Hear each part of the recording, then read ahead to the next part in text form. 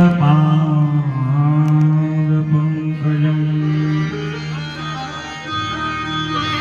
नारायणं नमस्कृत्य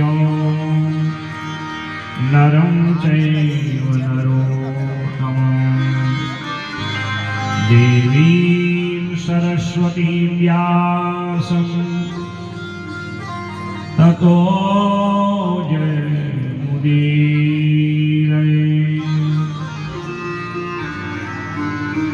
अखण्डमण्डलाकारं व्याप्तं येन चराचरं तत्पदं दर्शितं येन तस्मै श्री गुरुवे नमः। सरस्वती महाभागे विद्ये कमललोचने विश्वरूपे विशालाक्षी विद्यां देहि नमोस्तुते।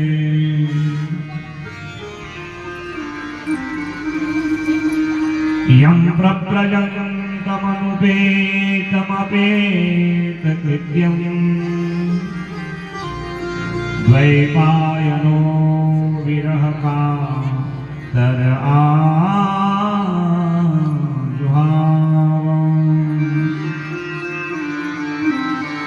पुत्रेति तन्मयतया तरवोऽभिनेदुः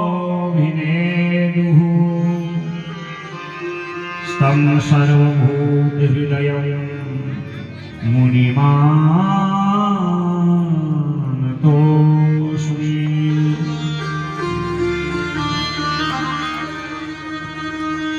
व्यासाय विष्णुरूपाय व्यासरूपाय विष्णवे नमो वै ब्रह्मनिधये वासिष्ठाय नमो नमः।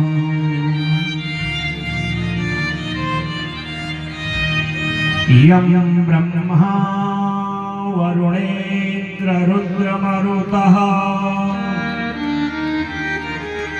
स्तुन्वन्ति दिव्यैः स्तवैर्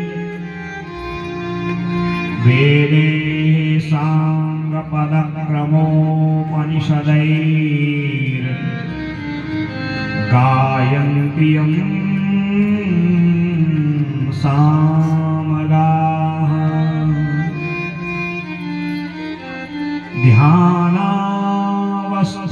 ध्यानावस्थिततद्गतेन मनसा पश्यन्ति यं योगिनो यस्यान्तं न विदुः सुरासुरगणा देवाय तस्मै नमः। विश्वानि देव कवितरनुरितानि पराशुभो यदभदरं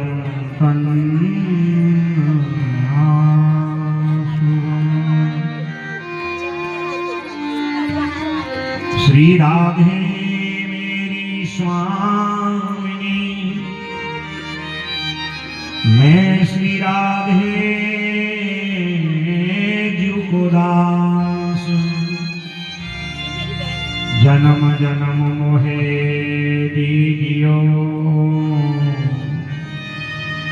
श्री वृंदावन को वास। जय जय श्री राधारमण, जय जय नवल किशोर, जय गोपी चित चोर प्रभु, जय जय मा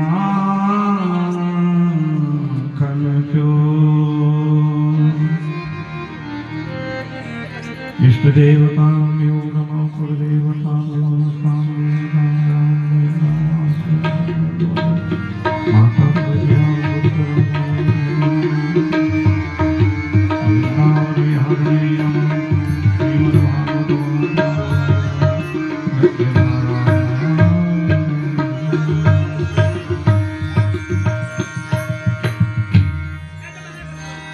बोली वृंदावन बिहारी लाल की जय, भागवत भगवान की जय। आइए आज की कथा में प्रवेश करें।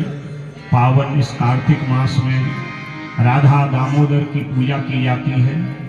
आइए राधा दामोदर भगवान का मन में स्मरण करें और गोपी भाव से गोविंद दामोदर स्तोत्र गाएं और फिर आज के महात्म्य राजा परीक्षित मोक्ष की कथा मैं आपको श्रवण कराऊंगा।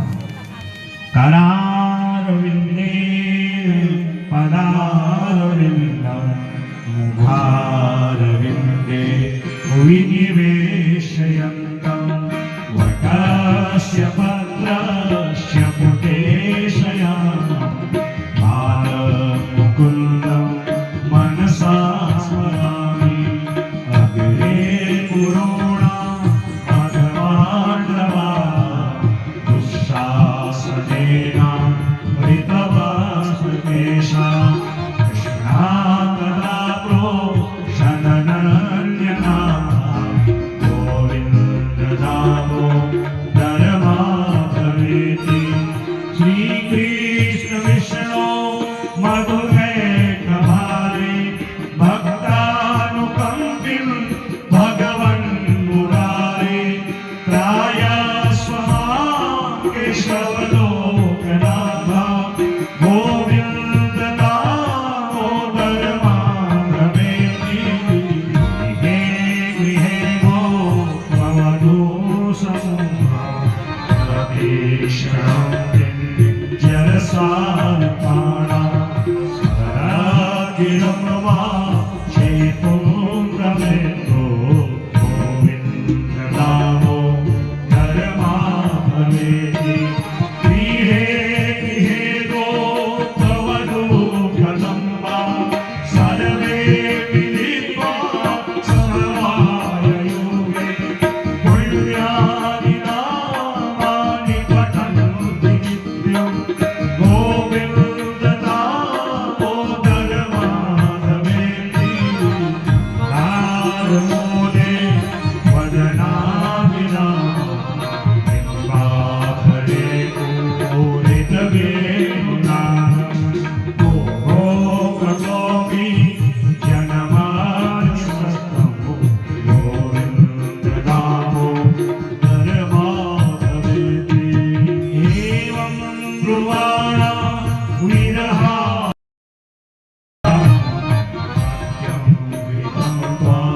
परमं वदामि आवरणयेथा मधुराक्षराणि गोविन्द दामोदर माधवेति। प्रसीद विष्णो रघुवंशनाथ सुरासुराणां सुखदुःखहेतो रुरोध सीता कुसुमोग्रमध्ये गोविन्द दामोदर माधवेति। साररूपे पतितो जगाते मोहान्धपूर्णे विषयावितप्ते दयावलम्बं मम देहि विष्णो गोविन्द दामोदर माधवेति। युवे सदैवं भज सुन्दराणि नामानि कृष्णस्य मनोहराणि समस्तभक्त्यादिनाशनानि गोविन्द दामोदर माधवेति। गोविन्द गोविन्द हरे मुरारे गोविन्द गोविन्द मुकुन्द कृष्ण गोविन्द गोविन्द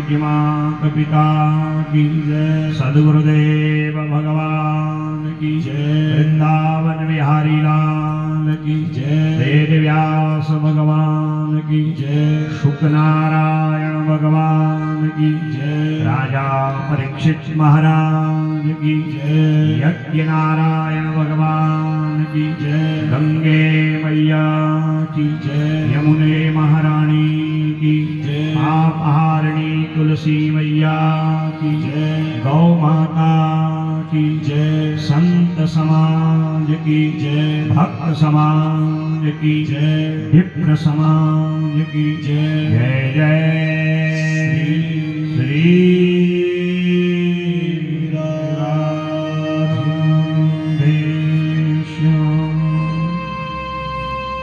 स्वधामानुगते कृष्णे यदुवंश विभूषणे कस्य वंशो भवत्पृथिव्याम् एदका चक्ष्वमे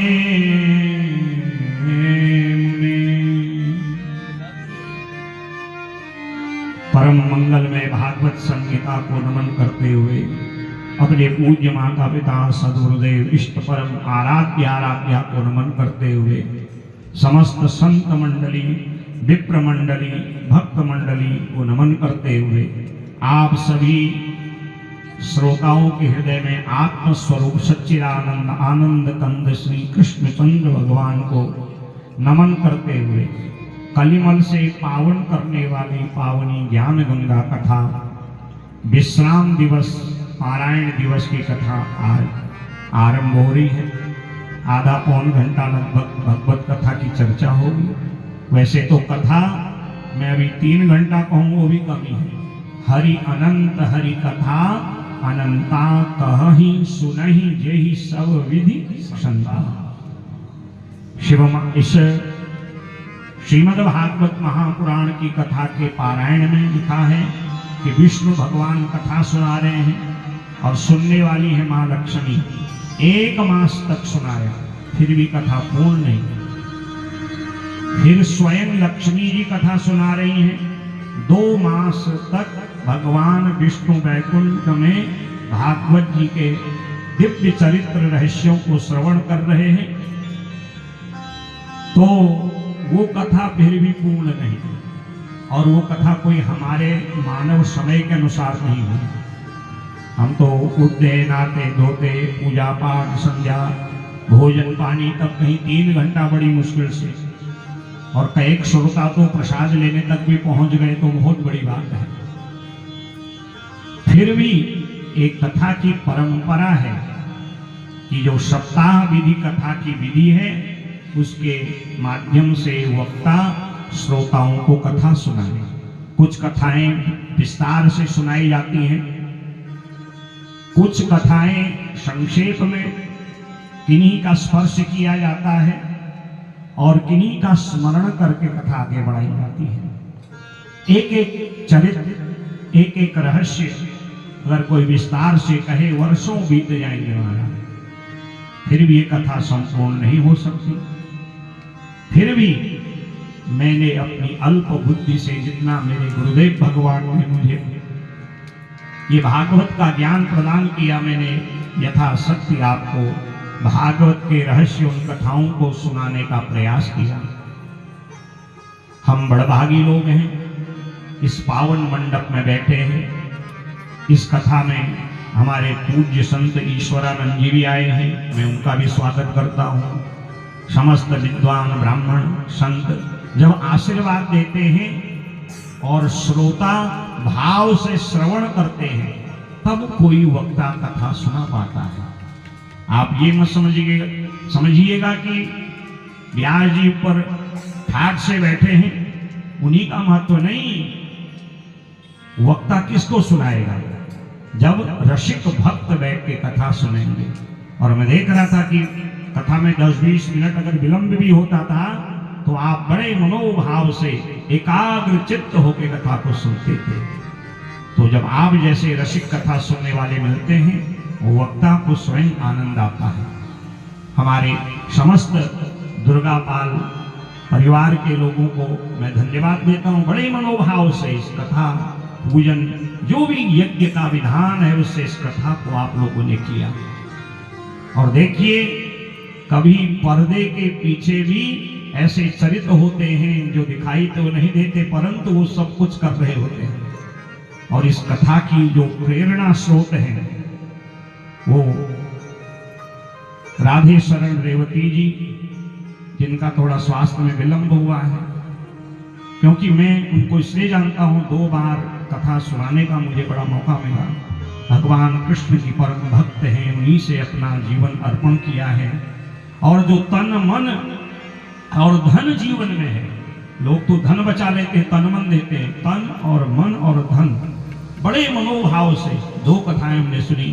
10 बार ब्राह्मण थे, क्या चकाचक सेवा, तो उनकी प्रेरणा से और उनकी सहयोग कर रही, हम तो अंजू दीदी कहते हैं उनको, आप समस्त जितने भी दुर्गा पाल परिवार हैं। देखिए वो बिटिया कभी आपके कुल में जन्म ली होगी और भगवान से अपना संबंध जोड़ के आपका संबंध भी भगवान से जोड़ दे रही है। कितनी बड़ी बात है। मैं कथा में आपको अनेक बार सुनाया था कि हमारे परिवार में, हमारे समाज में कोई ऐसा पुण्यात्मा होता है जो पुण्यात्मा के प्रभाव से हम भी पुण्य कमा लेते हैं। लोग तो एक सत्यनारायण की कथा में भी आकाश उठा लेते हैं मानो क्या जो नहीं करना पड़े। और ये भागवत की जैसी कथा, कोई वस्तु की, कोई सेवा की कमी नहीं, तन मन धन सब अर्पण है। तो ये सब लोगों की सहभागिता जब हुई तब ये कथा आज हमारे विश्राम की हो जा रही है। आप सभी दमुआ ढूंगा के निवासी लोग, दूर दूर से आए हुए श्रोता लोग, मित्रपुरम के निवासी लोग, जिन जिन का जो सहयोग रहा है वो सब सराहनीय है। जब आप सब लोगों ने मिलकर के संकल्प को आगे बढ़ाने का कार्य किया तब मैंने अपने मुखारविंद से जो भी कमी रही उस कथा को प्रस्तुत करने का प्रयास किया। जैसे राजा परीक्षित विराजमान हैं, राजा परीक्षित को प्रातः सूर्योदय से लेकर सूर्यास्त पर्यंत इस कथा को सुनते थे और 2 घड़ी का विश्राम होना था मध्याह्न संध्या के लिए, और निरंतर 7 दिन तक कथा सुनते रह रहे हैं। और जब कथा सुनने आए थे, श्रापित होके आए थे। राजा परीक्षित को शमीक महात्मा के पुत्र शिंगी ने साथ दिया है कि मेरे पिता के गले में मरा सर्प डाला, इति लंघित मर्यादम तक्षकः सप्तमे हनि दंशयति स्म कुलांगारम चोदितो में तदद्रुहम्। जिस राजा ने मेरे पिता का अपमान किया, अमर्यादित कर्म करके सर्प गले में डाला, मैं उसको 7वें दिन तक्षक के द्वारा डस के मारने का श्राप देता हूं। राजा आकुल व्याकुल सुखदेव भगवान के आगे आया, अनुनय विनय किया कि मुझे करना क्या चाहिए, म्रियमाणस्य किम कर्तव्यम। तो कहा चिंता मत कर, तेरे पास 7 दिन है। इदम भागवतम नामो पुराणम ब्रह्म सम्मतम अधीतवान द्वापरादौ पितुर्द्वैपायनादहम्। मैं तुझे उस परम भगवत धाम तक पहुंचाने वाली, मोक्ष धाम ले जाने वाली भागवत की कथा को सुनाता हूं, जो कथा मेरे पिता ने द्वापर के अंतिम चरण में रच के मुझे सुनाई। यदि तू मनोभाव से सुनेगा तो ये मृत्यु का, मरने का भय तेरा दूर हो जाएगा। तुझे काल काम का दंड नहीं होगा, योनि यंत्रणा का फिर त्रास नहीं होगा, नरक का क्लेश का दुख नहीं होगा, यम के दूतों की ताड़ना नहीं होगी, तू निष्पाप हो जाएगा। और क्रमशः प्रथम स्कंद से लेके दिव्य कथाएं आरंभ करी और आपने सुना भगवान के अनेक अवतार, श्री कृष्ण अवतार, उनकी बाल लीलाएं, 7 वर्ष तक उनकी वृंदावन, 4 वर्ष गोकुल, 14 वर्ष मथुरा, 100 वर्ष द्वारिका धाम, 125 वर्ष तक भगवान श्री कृष्ण धरा धाम में नित्य लीलाओं को किए, वो सब विस्तार से सुनाया। और फिर भागवत जी में प्रवेश कर अपनी लीलाओं को संवरण करके लीलाओं का गोलोक को गए, ये दिव्य कथा सुनी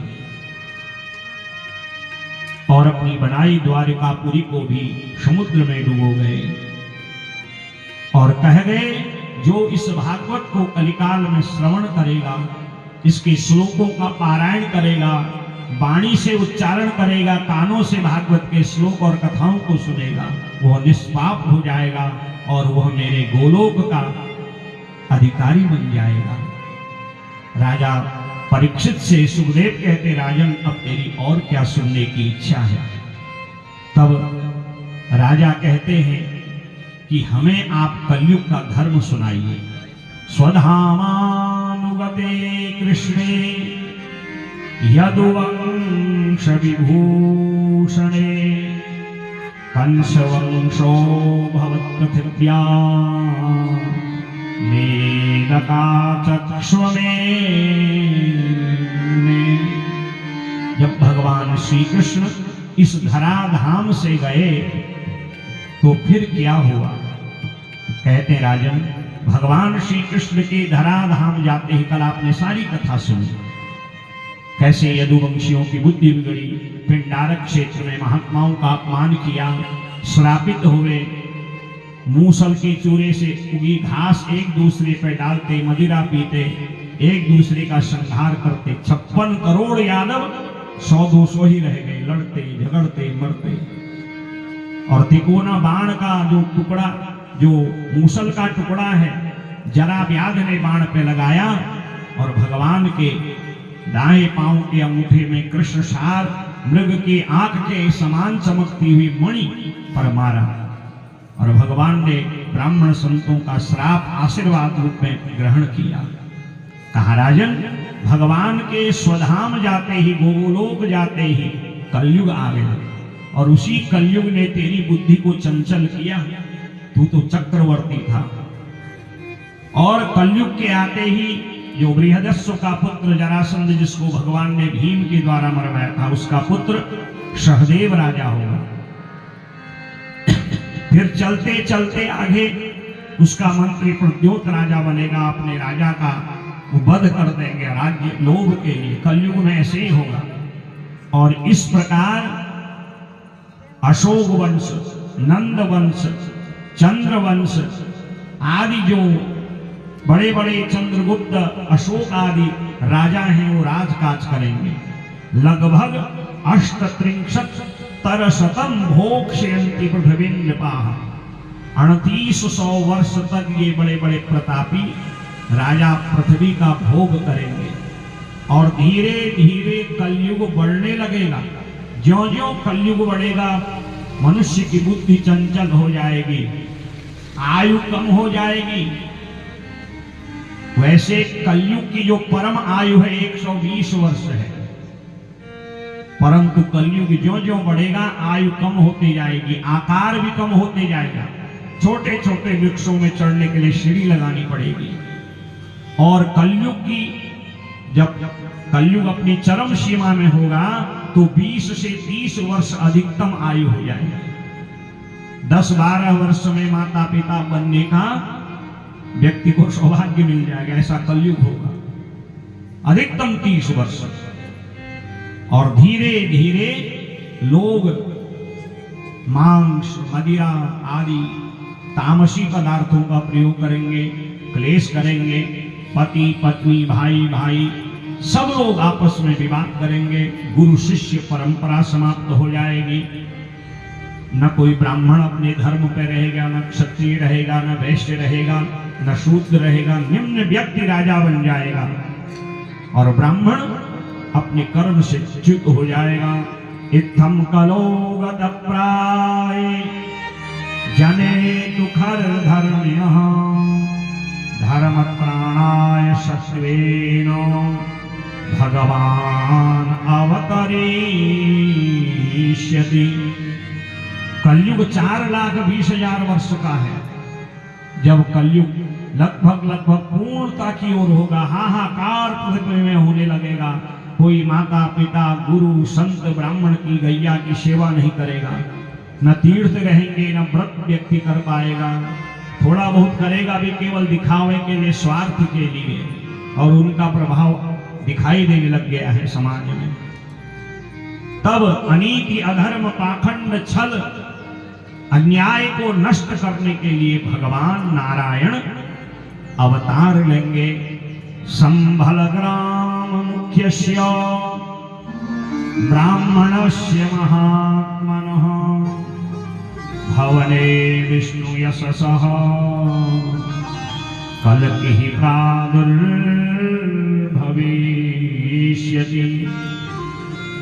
तो उस समय संभल ग्राम में एक विष्णु यश नाम के ब्राह्मण होंगे, बड़े तपस्वी, जो नित्य अपने सत्कर्मों में, संध्योपासन में, ब्राह्मण के कर्मों में लगे रहेंगे।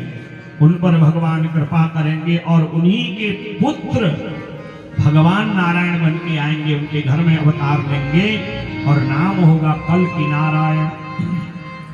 बोले कल्कि नारायण भगवान की जय। वो संभल गांव जहां आजकल बहुत हलचल हो रही है, और जब भगवान अवतार लेते हैं ना, ऐसी हलचल होती है। और ये कब होगा? यदा चंद्रश्च सूर्यश्च तथा तिष्य बृहस्पति एकराशो समेष्यन्ति तदा भवति तत्कृतम्। जब सूर्य, चंद्रमा और बृहस्पति तीनों पुष्य नक्षत्र में एक साथ आएंगे तब ऐसा होगा। हे राजा, इस कलयुग में इतने दोष होंगे जिन दोषों का बखान नहीं किया जा सकता, परंतु कलयुग में एक गुण होगा, और वो गुण होगा जो हृदय में भगवान नारायण का चिंतन करेगा और वाणी से उनका भजन करेगा, कानों से कथा सुनेगा। तस्मात् सर्वदा सर्वात्मनारायण हृदयस्थं कुरु केशवम्। तू अपने हृदय में शंख चक्र गदा पद्मधारी भगवान नारायण का ध्यान कर, भगवान श्री कृष्ण की बाल लीलाओं का ही स्मरण कर, तो तुझे कलयुग का दोष ग्रसित नहीं करेगा। हे राजन, कलयुग में दोष बहुत है, पर उसमें एक बहुत बड़ा गुण है। कलेर दोष निधे राजन अस्ति है को महान गुण कीर्तना देव कृष्णस्य मुक्त संगः परम ब्रजे। कृते अध्यायतो विष्णु त्रेतायां यजतो मखैः द्वापरे परिचर्यायां कलो तत्हरि कीर्तना। कलयुग बहुत दोष वाला युग है, परंतु इस कलयुग में न घर छोड़ना है, न दुनियादारी छोड़नी है। काम भी करो और नाम भी जपो, जहां भी हो, घर में हो, तीर्थ में हो, ऑफिस में हो, कारोबार में हो, जहां भी हो, यात्रा में हो, उठते बैठते चलते फिरते भगवत नाम स्मरण करिए, उनका कीर्तन करिए। ऐसा करने से कलयुग आपकी बुद्धि को चंचल नहीं बनाएगा। चाहूं योग चाहूं श्रुति नाम प्रभाव, चाहूं योग चाहूं श्रुति नाम प्रभाव। कली विशेष नहीं हानि उपाय, कली विशेष नहीं हानि उपाय। कलयुग जोग जग नहीं जाना, कलयुग जोग जग नहीं जाना। एक आधार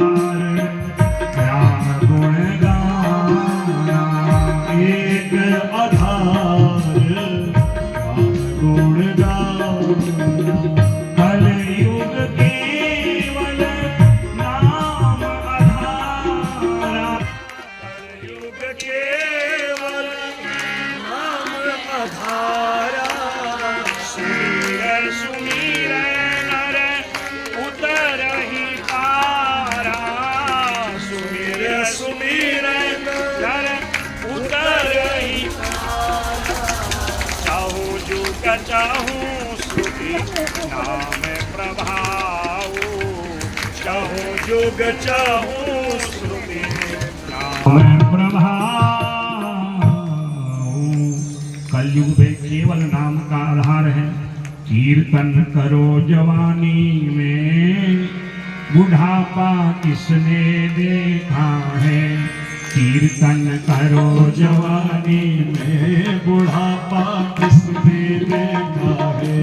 वैसे भी इस कलयुग में बुढ़ापे का आए ना आए विश्वास नहीं।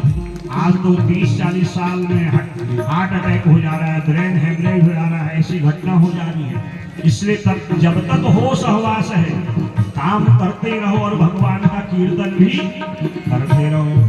कीर्तन करो जवानी में, बुढ़ापा किसने देखा है। कीर्तन करो जवानी में, बुढ़ापा किसने देखा है। कीर्तन करो जवानी में, बुढ़ापा किसने देखा है। कीर्तन करो जवानी में, बुढ़ापा किसने देखा है। बुढ़ापा किसने देखा है। बुढ़ापा किसने देखा है। बुढ़ापा किसने देखा है। बुढ़ापा किसने देखा है।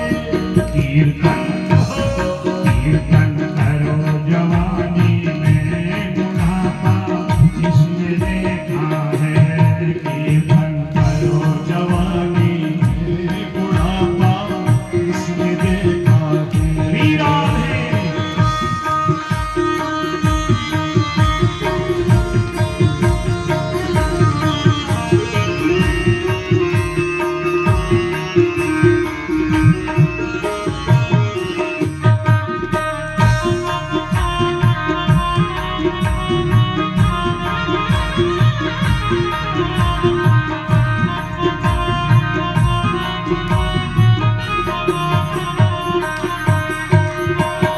हाथ हुए देखा, ताली बजाने को नाचा।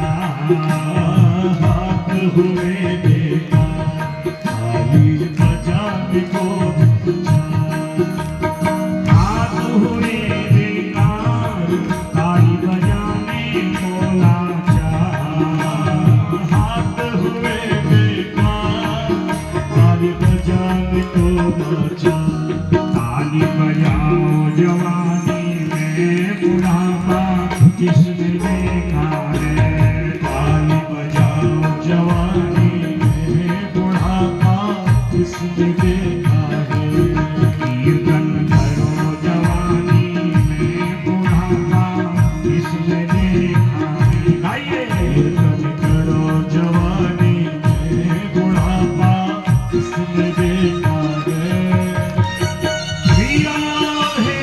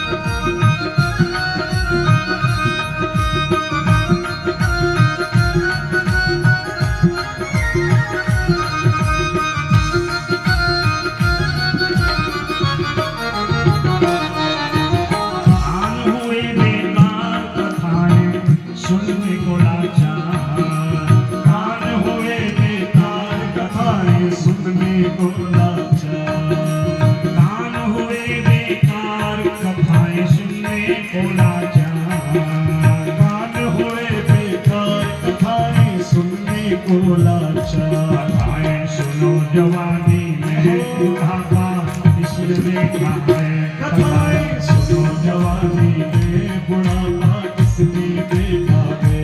कीर्तन करो जवानी में बुढ़ापा किसने देखा है। कीर्तन करो जवानी में बुढ़ापा किसने देखा है।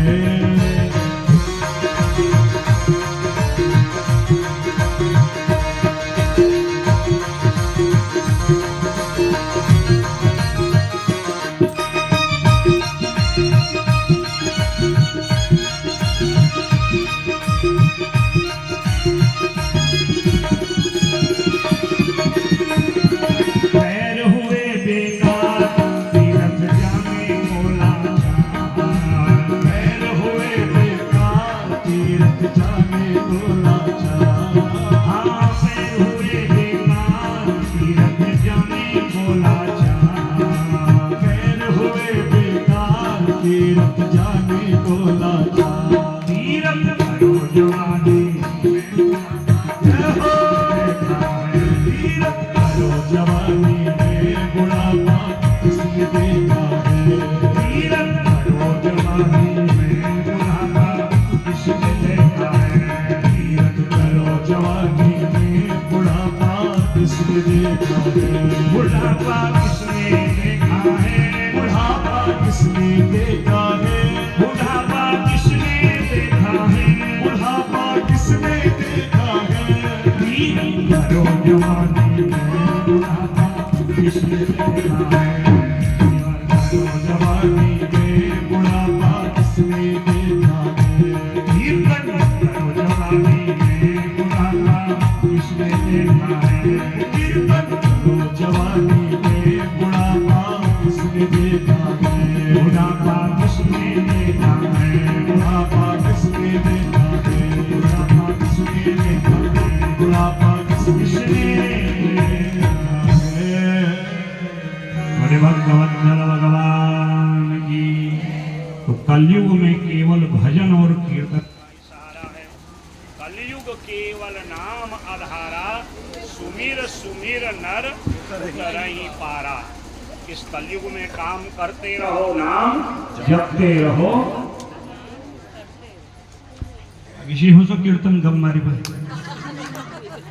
काश सुना जी अरे और अपन गप कत को सुनाओ महाराज। सोच दो ना आज अपने राम का क्या है अभी निकल के फिर 3 बजे से शिव पुराण की कथा आरंभ करनी है।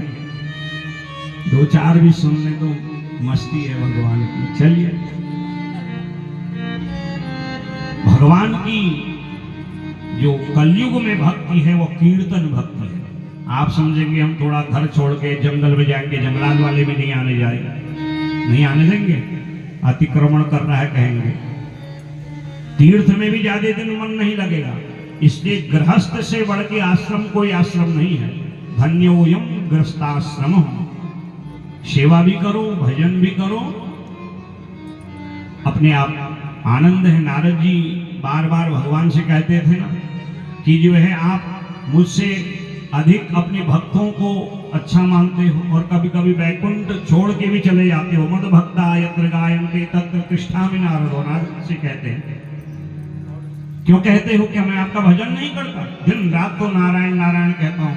भगवान ने कहा ठीक है, एक दूध का कटोरा दिया, कहा सारी हल्द्वानी में चक्कर लगा के आओ, गमुआ ढूंगा में देख के आओ कौन क्या कर रहा है, शर्त है दूध नहीं गिरे। और शाम को नारद जी जब पहुंचे तो कहा दूध तो गिरा नहीं। कहा महाराज जी को सारा ध्यान तो दूध पे था। तो कहा कितना भजन किया?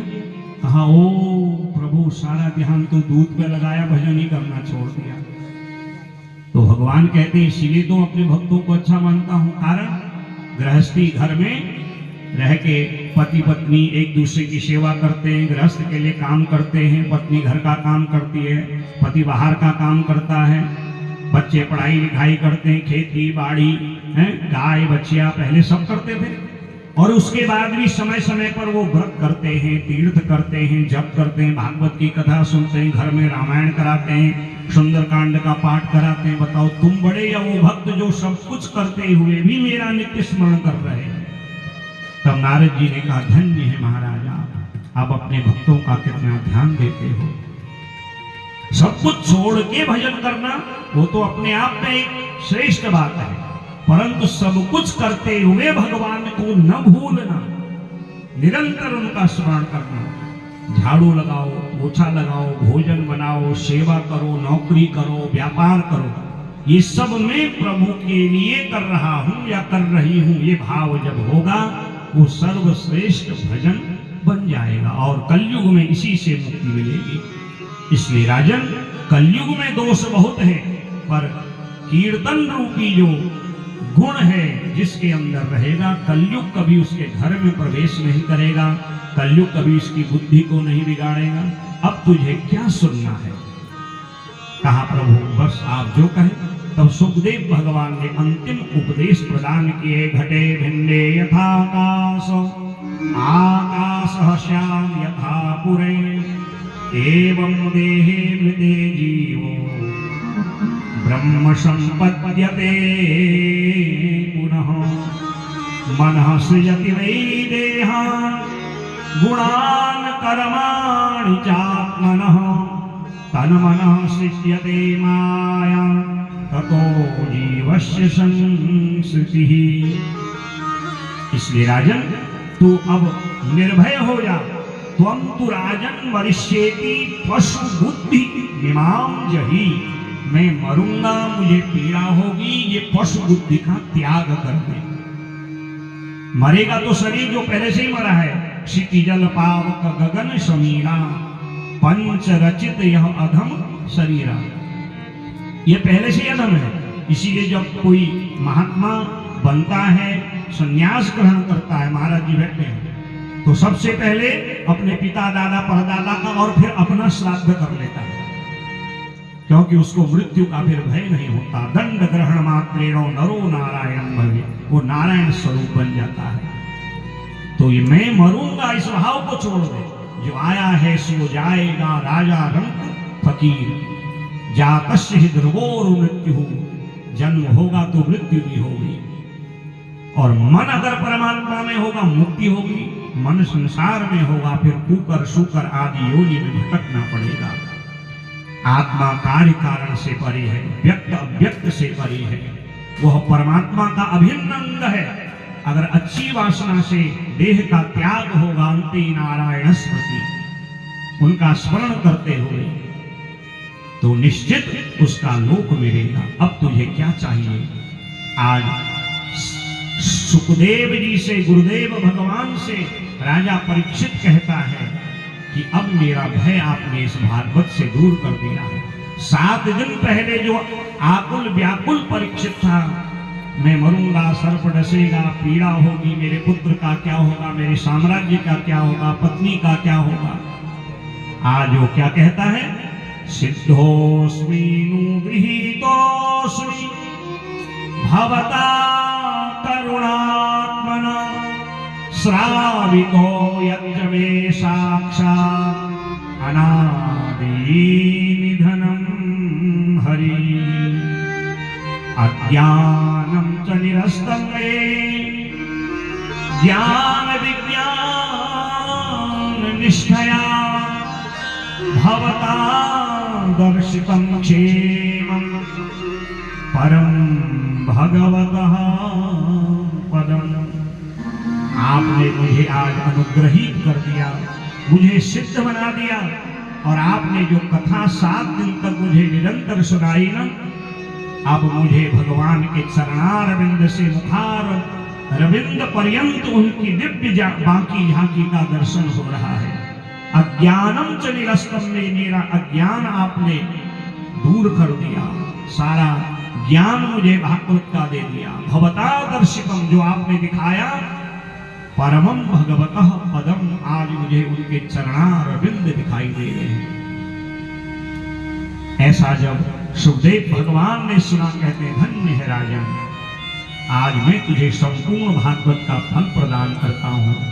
हरि संते करिष्यति, भगवान तेरा कल्याण करे। और सुखदेव भगवान ने आशीर्वाद दिया, जैसे आए थे वैसे ही अंतर्धान हो। बोले सुखदेव भगवान की। सभी महात्मा अपने अपने स्थानों को गए। राजा ध्यानस्थ हो गया, भगवान के चरणारविंद से मुखारविंद, करारविंदेन पदारविंदम मुखारविंदे विनिवेशयन्तम। चरण से मस्तक पर्यंत भगवान के दिव्य बाकी झांकी का दर्शन किया। तक्षक नाग आया है, मार्ग में कश्यप वैद्य मिला है, बहुत उसको जो है समझाया।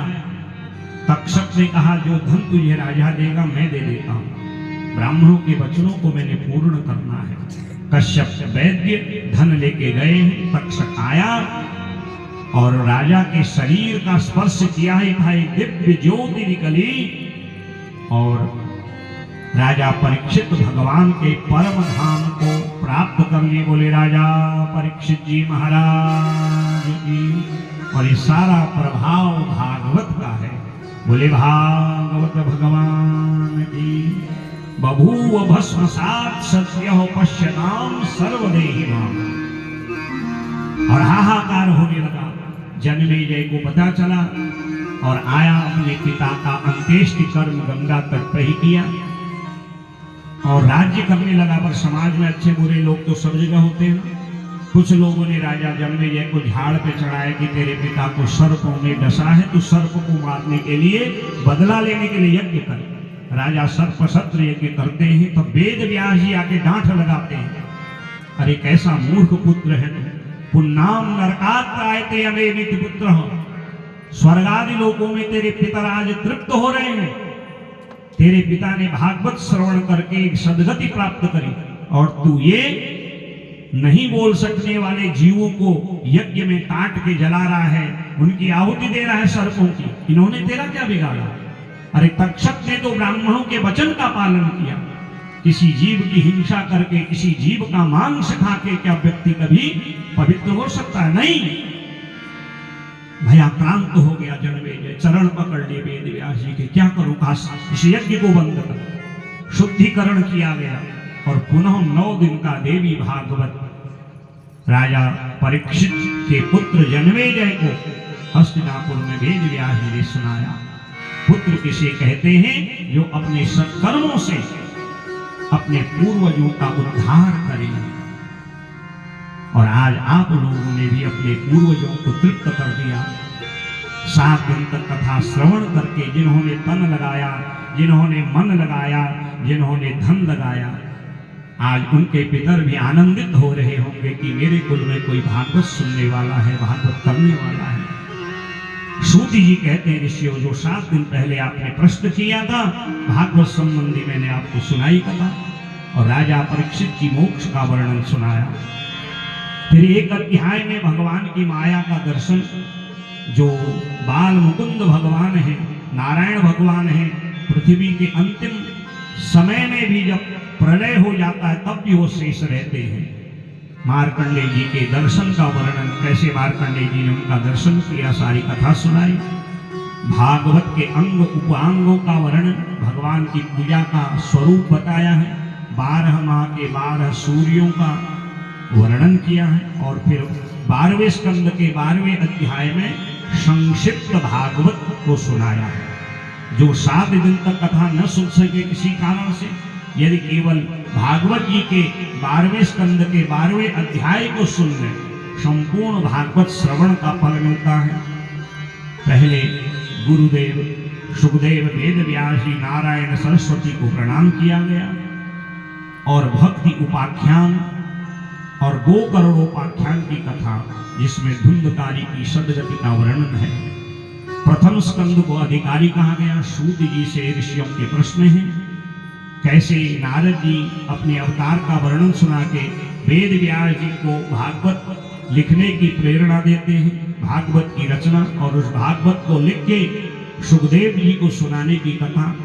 और उसी कथा को सुखदेव का राजा परीक्षित को श्रवण कराने का विधान। कौन राजा परीक्षित हैं? उनके जन्म का वर्णन, भीष्म की सदगति का वर्णन और राजा परीक्षित का 36 वर्ष तक राज्य पृथ्वी में करना और एक छत्र चक्रवर्ती सम्राट बनना, कलयुग के द्वारा बुद्धि भ्रष्ट होना और समीक महात्मा का अपमान कर उनके पुत्र से 7वें दिन तक्षक नाग के द्वारा डसने का श्राप लेना। द्वितीय स्कंद में 10 अध्याय हैं जिनको ज्ञान लीला कहा गया है। सुखदेव जी का परीक्षित से मिलन और एक अध्याय में संक्षेप में जीवन को समझाना और कामनाओं के अनुसार देवताओं का पूजन करना, भगवान की विभूति का वर्णन और एक अध्याय में भागवत के मंगलाचरण और फिर चतुश्लोकी भागवत के 10 लक्षण। तृतीय स्कंद को सर्ग कथा कहा जाता है, विदुर मैत्रेय मिलन, पृथ्वी की रचना, इस सृष्टि का निर्माण, वराह अवतार, कपिल नारायण अवतार की कथा। चतुर्थ स्कंद में विसर्ग कथा और 4 प्रकरणों का वर्णन है, धर्म अर्थ काम मोक्ष। धर्म प्रकरण में सती शिव दक्ष की कथा, अर्थ प्रकरण में परम भागवत ध्रुव जी का चरित्र, काम प्रकरण में पृथु भगवान की कथा और सनत कुमारों के द्वारा दी गए पृथु को भागवत उपदेशों का वर्णन। मोक्ष प्रकरण में 8 अध्याय हैं जिनमें प्राचीन वर्षि को नारद जी के द्वारा दिए गए ज्ञान रुद्र गीता का वर्णन, पुरंजन उपाख्यान आदि का वर्णन। 5वें स्कंद को ज्यादा गद्यात्मक में लिखा गया है, प्रियव्रत चरित्र, ऋषभदेव भगवान की कथा, भरत जी का चरित्र और फिर जड़ भरत रूप में प्रकट होना, रहुगण को ज्ञान देना, भवाटवी का वर्णन, भूगोल खगोल नरकादियों का वर्णन। 6ठे स्कंद में अजामिल की कथा, प्रचेताओं की कथा, चित्रगुप्त, चित्रकेतु, गंधर्व की कथा, वृत्तासुर का चरित्र और दक्ष के द्वारा दिए गए नारद को श्राप का वर्णन है।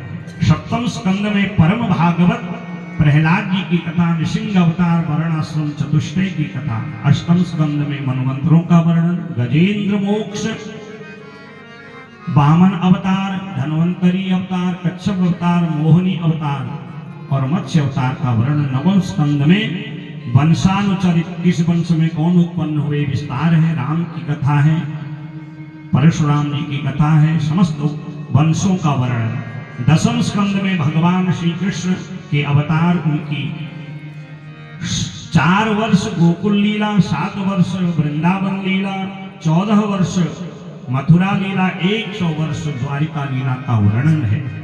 11वें स्कंद में यदुवंशियों की बुद्धि भ्रष्ट होना और पिंडारक क्षेत्र में ऋषियों का श्राप मिलना। 9 योगेश्वरों की कथा, दत्तात्रेय भगवान के 24 गुरुओं की दिव्य कथा है, अवधूतोपाख्यान जिसको कहा जाता है, और भगवान के भक्ति योग, निष्काम योग और भक्ति ज्ञान योग, 3 युगों का ज्ञान देकर के भागवत में प्रवेश कर अपने स्वधाम को जाने का वर्णन। 12वें स्कंद में कलयुग का धर्म बताया, कलयुग के राजाओं का वर्णन बताया और सुखदेव जी के द्वारा दिए गए भागवत के अंतिम उपदेशों का वर्णन और राजा परीक्षित के मोक्ष धाम गमन की कथा, भगवान की माया जो मार्कंडेय ऋषि ने बद्रीनाथ में देखी, भागवत अंगोपांगों का वर्णन और विस्तार पूर्वक ये 12वें अध्याय में संक्षिप्त भागवत का वर्णन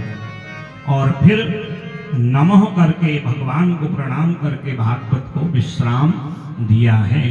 ऐसी यह परम अलौकिक भागवत कथा है। जो इसको सुनते हैं भगवान सत्य हृदयवरुध्यते पृथ्वी, भगवान उनके हृदय में नित्य निवास करते हैं, अपनी लीलाओं का आनंद देते हैं। उनका दुनियादारी में फिर मन कम लगता है, परमात्मा ही मन लगता है।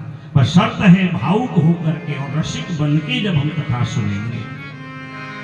ऐसी यह अलौकिक कथा सूत जी ने ऋषियों को नैमिषारण्य में सुनाई, सुखदेव जी ने गंगा तट पर राजा परीक्षित को सुनाई और मुझ जैसे अल्प बुद्धि वाले वक्ता ने आप सभी श्रोताओं को, जो मेरे को ज्ञान मेरे गुरुदेव भगवान ने, मेरे माता पिता, ये सभी विद्वान ब्राह्मण आचार्यों का, संत महात्माओं का जब मुझ पर आशीर्वाद हुआ तब मैंने ये कथा आपको सुनाई। तो श्रोताओं, कथा तो बहुत है जिसका कोई अंत नहीं है और अंत में भगवान को प्रणाम किया गया। और भागवत की एक परंपरा है, भागवत के श्लोक का उच्चारण वक्ता श्रोता दोनों को करना चाहिए। तो मैं तो भागवत कथा की परंपरा से कथा को सुनाता हूं। कथा में संगीत भी जो कथा की मर्यादा है उसके अंदर तक रखता हूं, क्योंकि ये कथा नाच गाने झांकी दर्शन के लिए नहीं है, ये कथा आत्म कल्याण ज्ञान के लिए है। अब कथा को लोग नाच गाने का साधन समझते नहीं, नाच गाने के लिए और कार्य है, कथा ज्ञान के लिए। कैसे हमारे अंतर मन में परमात्मा की कृपा आएगी, वो कब आएगी? जब अधिक से अधिक कथा सुनेंगे। पर मैं संगीत इसलिए रखता हूं, ये ऐसे ही है जैसे कोई बीमार व्यक्ति है, डॉक्टर दवाई दे, कहा भाई मैं तो दवाई खा ही नहीं सकता क्योंकि दवाई कड़वी है, तो डॉक्टर ने कहा भाई शहद लगा के मीठा रख के थोड़ा दवाई खा लेना ताकि शरीर में दवाई का प्रभाव हो जाए। तो कथा में, क्योंकि कलयुग सबकी बुद्धि को चंचल करता है, तो कथा में मन लगे इसलिए संगीत है। और कीर्तन भगवान की नवधा भक्ति का अंग है। और हमारे संगीत के विद्वानों ने, हमारे भास्कर जी ने तो आपको बढ़िया बढ़िया संगीत दिन में भी और शाम रात को भी बहुत अच्छा अच्छा संगीत सुनाया है। तो ये सब संकीर्तन और ये श्रवण कथा जो आपने की, मैं अपने प्रभु, अपने इष्ट भगवान भागवत से प्रार्थना करूंगा कि उसका संपूर्ण फल आपको मिले। और अंत में भगवान को प्रणाम किया गया और प्रणाम करके भगवान से क्षमा याचना की गई है कि हमने इस कथा में जो भी त्रुटि रखी है उसको आप क्षमा करें। यम ब्रह्मा वरुणेन्द्र रुद्र मरुतः स्तुन्वन्ति दिव्यैः स्तवैः वेदैः साङ्गपदक्रमोपनिषदे गायन्ति यं सामगाः ध्यानावस्थितगतेन मनसा पश्यन्ति यं योगिनो यस्यान्तं विदुः सुरासुरगणा देवाय तस्मै नमः। पहला मंगलाचरण वेद व्यास जी ने किया, दूसरा सुखदेव जी ने। अब कथा को विश्राम देते वक्त सूत जी मंगलाचरण के द्वारा कथा को विश्राम देते हैं। जिनका कोई अंत नहीं है ऐसे प्रभु को हम प्रणाम करते हैं। मेरे साथ भागवत जी के 2 श्लोक आप लोग उच्चारण करें ताकि संपूर्ण भागवत का आपको फल मिले, और उसके बाद फिर कथा को विश्राम देंगे। मेरे साथ दोहराएं। ओम हरे नमः, ओम हरे नमः, ओम हरे नमः, हरे नमः, हरये नमः। भवे भवे भवे भवे यथा भक्तिः यथा भक्तिः पादयोस् पादयोस् तव जायते तव जायते तथा कुरुष्व तथा कुरुष्व देवेश देवेश नाथस्त्वं नो नाथस्त्वं नो यतः प्रभो यतः प्रभो नाम संकीर्तनं यस्य नाम संकीर्तनं यस्य सर्वपाप प्रणाशनं सर्वपाप प्रणाशनं प्रणामो दुःखशमनः प्रणामो दुःखशमनस् तं नमामि हरं परं तं नमामि हरिं परं तं नमामि हरिं परं नमामि हरिं परं। हरये नमः, हरये नमः, हरये नमः, हरये नमः, हरये नमः, हरये नमः। बोले भागवत भगवान की जय। ये जो भागवत है, जिसका नाम संकीर्तन करने से भगवान अपने भक्तों के पाप दूर कर देते हैं, इसीलिए उनका नाम हरि है। हरिम हरति पापानि, जो पापों का हरण करते हैं। ऐसे श्री हरि नारायण को हम प्रणाम करते हैं, जो हमारे सभी दुख क्लेशों को दूर करें। भागवत के श्रोताओं के लिए भागवत श्रवण करने से उनको 5 फल मिलते हैं। निर्भयता, निःसंदेहता, हृदय में प्रभु का भाव, सभी में प्रभु दर्शन और परम प्रेम, ये भागवत के 5 जो है फल है। और जिसने जिस भाव से इस कथा को श्रवण किया, यहाँ आके मैं अपने गोविंद से प्रार्थना करता हूँ, भागवत भगवान से प्रार्थना करता हूँ, आपके वो सभी संकल्प पूर्ण हो, हमारे यजमान के श्रोताओं के समस्त संकल्प पूर्ण हो। और मैं सभी लोगों का बड़ा आभार व्यक्त करता हूँ। हमारे बीच में स्वामी ईश्वरानंद जी आए हैं, संत समागम हरि कथा, संत आए भगवान की कथा हो तो पूर्णता हो ही जाती है। तो मैं उनको भी साधुवाद देता हूँ। आप आए और आपने अपना आशीर्वाद हम सबको प्रदान किया। और हमारे इस यज्ञ के आचार्य डॉक्टर राजेंद्र पांडे जी, जो मेरे छोटे भाई तुल्य हैं, और बड़ा विधि विधान से प्रातः 7, 7:30 से और रात को 7 बज जाते थे आरती करते करते, 12 घंटे का ये यज्ञ कराया, बड़े विधि विधान से। काशी के पड़े हुए विद्वान हैं, और मैंने निवेदन किया तो उन्होंने इस निवेदन को स्वीकारा। यजमान के समस्त मनोरथों को पूर्ण करने के लिए इस यज्ञ के आचार्य बने, मैं उनको भी धन्यवाद देता हूँ। हमारे यज्ञ के ब्रह्मा अशोक जी, जो काशीपुर से आए, आचार्य काशी से आए और ब्रह्मा जी काशी से आए, ऐसी काशी की महिमा है, काशीपुर से आए।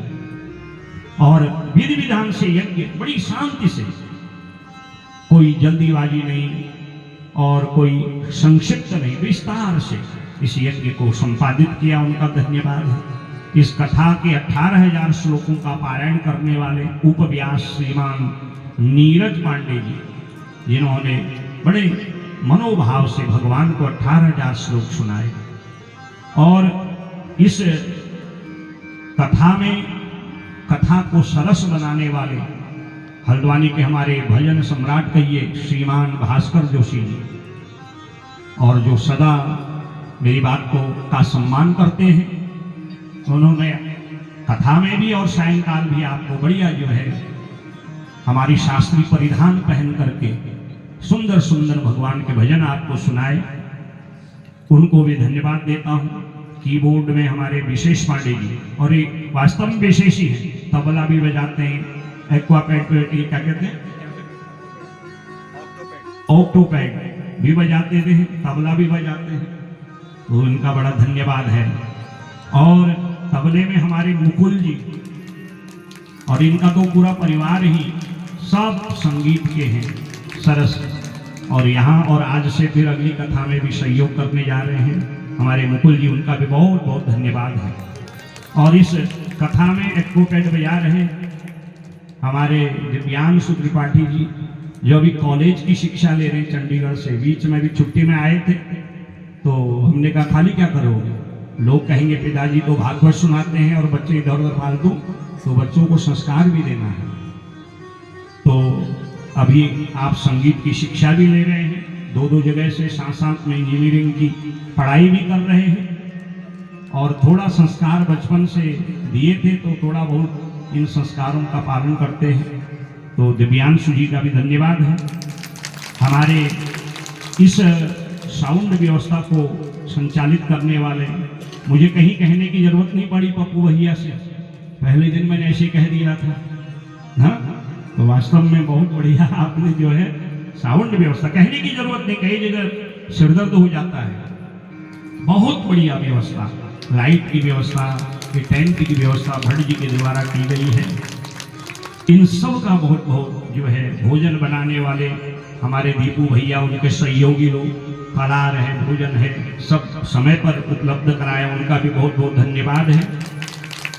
और हमारे यजमान श्रीमान मथुरा दत्त दुर्गापाल जी, सपत्नी विवेक दुर्गापाल जी, मनोज दुर्गापाल जी, उनके समस्त परिजन, समस्त मित्रपुरम के, दमुआ डूंगा के, हल्द्वानी के सभी श्रोता लोग बहुत बहुत धन्यवाद के पात्र हैं। और हमारी इस कथा के जो मुख्य सूत्रधार हैं, मैंने आपको पहले भी निवेदन किया था, मैं भी उनको मौसी ही कहता हूँ, क्योंकि 8-10 वर्षों से उनसे बड़ा स्नेह है। तो कुछ स्वास्थ्य के कारण वो नहीं आ पाई, राधे रमन, राधे शरण रेवती जी और अंजू दीदी, हम भी उनको दीदी कहते हैं, इन्होंने जो है इस कथा में जो अपना सहयोग तन मन धन सहित एक सूत्रधार की जो भूमिका होती है, कैसे कार्यक्रम किया जाए, क्या विधान हो, कैसे उत्सव मनाए जाए, इस सारी विधि को, क्योंकि वो जानते हैं कि वे नित्य सत्संग में लगे रहते हैं, तो मैं तो उनको जितना भी धन्यवाद दूं वो बहुत कम है। और मैं सभी आप श्रोताओं का, रसिक जनों का बहुत बहुत धन्यवाद देता हूं कि आपने मुझे कथा सुनाने का अवसर दिया, और फिर प्रभु की कभी कृपा होगी, फिर आपका दर्शन होगा। और आज ही से भूमिया थान बिठोरिया में शिव महापुराण की कथा हो रही है। सुबह प्रातःकालीन वहाँ विद्वान आचार्य पूजा करा के अभी कलश यात्रा चल रही है, अब 3 बजे से फिर वहाँ कथा गानी है। तो आप लोग अवश्य आइएगा, 1-2 दिन जरूर आइएगा, पहले तो रोज आइएगा, बहुत दूर नहीं, यहाँ से 1-1.5 किलोमीटर है भूमिया मंदिर बिठोरिया का प्रसिद्ध, और बहुत भीड़ होती है, बड़ा विशाल पंडाल बनाया जाता है। तो आप लोग आइएगा, यहाँ भगवान हरि की कथा, वहाँ हर की कथा, और हरिहरात्मक यज्ञ हो रहा है। तो अब मुझे अभी 3-3:30 आप पहले दिन की कथा है, कोई जल्दी नहीं है, तो फिर कथा के लिए आपको मैं आमंत्रण भी दे रहा हूँ। तो आप सभी लोगों का बहुत बहुत धन्यवाद। मेरी वाणी के द्वारा आपको कोई ऐसी बात जो अच्छी न लगे, उसको यही दक्षिणा रूप में छोड़ जाना। और यदि इन 8 दिनों में मैंने भागवत के माध्यम से, देखिए मैंने भागवत से बाहर की बात मैं करता ही नहीं, क्योंकि भागवत में इतना है, बाहर जाने की जरूरत ही नहीं है। हमारे गुरुजी जो कहते हैं कि जो वक्ता बाहर की बातें ज्यादा करता है, इसका मतलब उसने भागवत का स्वाध्याय किया ही नहीं है। भागवत में इतनी कथाएं, बाहर जाने की जरूरत ही नहीं है। तो मैंने यथा ज्ञान भागवत अंतर्गत ही आपको कथा सुनाई, भागवत की मर्यादा के अंतर्गत कथा सुनाई। उससे यदि कोई सूत्र आपके जीवन में, उस सूत्र को अपने जीवन में आप उतार सकें, कोई अच्छी बात आपको लगी हो, यहाँ से आप आशीर्वाद रूप में, प्रसाद रूप में अवश्य ले जाइएगा, तभी ये कथा हमारा कल्याण करेगी। श्रोताओं, कहने को तो बहुत है, परंतु समय की एक सीमा है, और कथा को विश्राम देना ही पड़ता है। और एक संकीर्तन होगा, और उसके बाद व्यास पूजन, पुस्तक पूजन होगा, फिर आरती होगी। आरती के बाद यदि आप लोग भागवत जी को प्रणाम करने के लिए आना चाहें, कुछ प्रसाद की यहाँ व्यवस्था होगी, व्यासपीठ से आप प्रसाद भी ले जाएं, और जो भंडारे का बना प्रसाद है उसको भी ग्रहण करें। बोले भागवत भगवान की। पूर्णमदः पूर्णमिदं पूर्णात् पूर्णमुदच्यते पूर्णस्य